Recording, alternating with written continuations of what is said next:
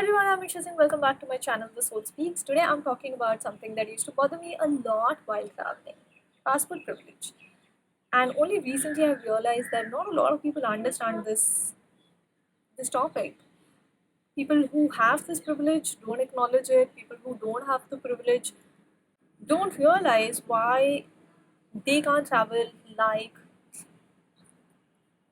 Westerners can, like people with stronger passports can.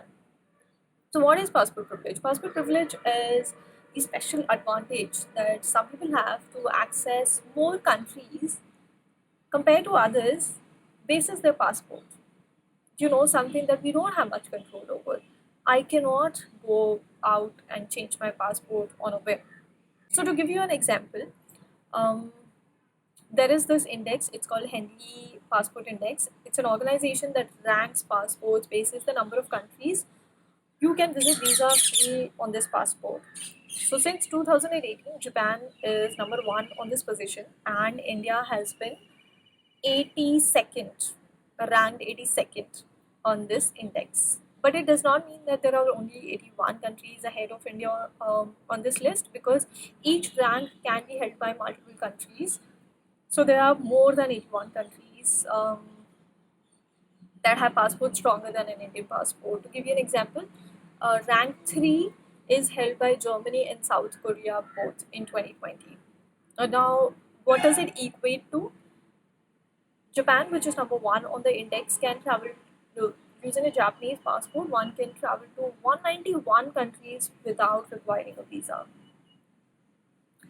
That's that's just insane to me that you can just show up at a country without ever having to take leave from work, without ever entering an embassy, without submitting 2 dozen documents, without proving to the entire world that you have the means to travel in this country, no matter what your education is, no matter what your family background is. You can just show up. That's insane. And compared to this, Indians can travel to 58 countries visa free. However, don't get swayed by these numbers. I would get to these numbers and why I think they are misleading in just a bit. So, this is where our rankings are. However, there are some things that the index fails to capture, like the process itself. To give you an example, an Indian has to submit many documents to apply for a Schengen visa. A visa that allows me to travel to multiple countries in Europe, a highly valued visa. It takes 2 weeks to process, very difficult uh, to get, who doesn't have a job, single woman, makes it complicated. However, someone from Europe, say a German national, has to also apply for an Indian visa, so it's reciprocal. But the process is not the same.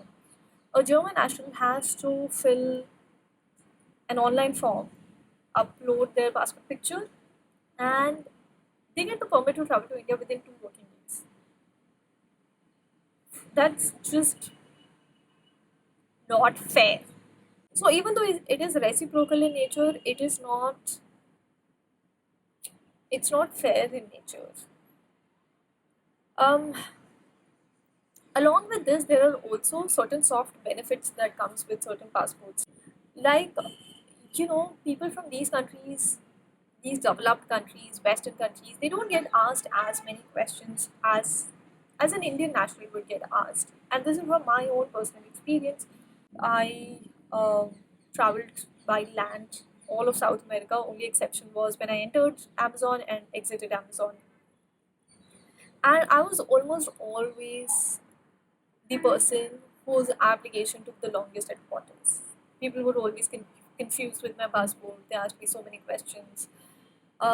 Even at the airport, when I was leaving Colombia, I had a really bad experience. Like, there was a queue behind me, and when I reached the counter, my process took so long. By the time I was allowed to enter the airport, as in enter the waiting area, the queue was empty behind me. All everyone else was allowed to exit the country with no problem at all. But my process took so long. And it was the same when I entered Colombia again from Mexico. And this is not an isolated story. I've had multiple such experiences at Guatemala, at different land borders. Uh, we are often asked to show proof of exit from the country, bank statements. Even at the borders, they can ask these questions, which are very discouraging for a travel enthusiast. I always dreaded taking a flight. I still do, um, because I'm always until I enter the flight, I'm always wondering what other documents are going to ask me. So this was about the soft benefits of having a strong passport. Now, what about our own passport? Because um, everyone always sees people who are more privileged than them, and they can also always see people who are sorry less privileged than them. I'm sure even Japanese nationals can find something wrong with their passport. They can maybe a country that only Americans can travel to on or without a visa, and no Japanese nationals can. So let's look at our passport. What are these 58 countries, and why do I say that it's very misleading? Because I see a lot of articles online that say Indians can travel to 58 countries visa free. However, only a handful of these countries really make sense, like Nepal, Sri Lanka, Bhutan, Thailand. A lot of the other countries are either island countries, they are going through a political turmoil, or they are so far away that you would have to travel via a third country for which you require a transit visa, or it would be ridiculously expensive to reach that country. Like Ecuador, which until last year was visa free for Indians. Unfortunately, it's not anymore, but that's another sob story. So Ecuador was the only country where I could travel to visa free in South American continent.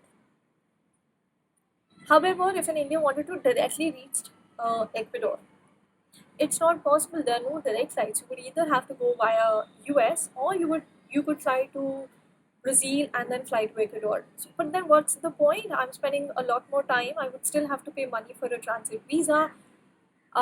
It would be simpler than getting a tourist visa. However, I would have to spend money. I would have to spend time on the flight, on the visa itself. Why would I not just travel to Brazil? So some of these countries are visa free only if you arrive by air. For example, Myanmar, one of our neighboring countries, it is counted as a visa-free country for Indian nationals. However, it is visa-free only if you enter at the two international airports. If you try to cross via land, we do require a visa, and a lot of long-term travelers travel by land. That's how you see a lot. You save money. You travel guilt-free. So that's why that 58 number is misleading. Um, so now coming to why am I talking about passport privilege? Because it's not something that we can change. I can't change my passport on a whim. That's also another thing that weaker passport holders can't change their nationality that easily. It's a vicious circle.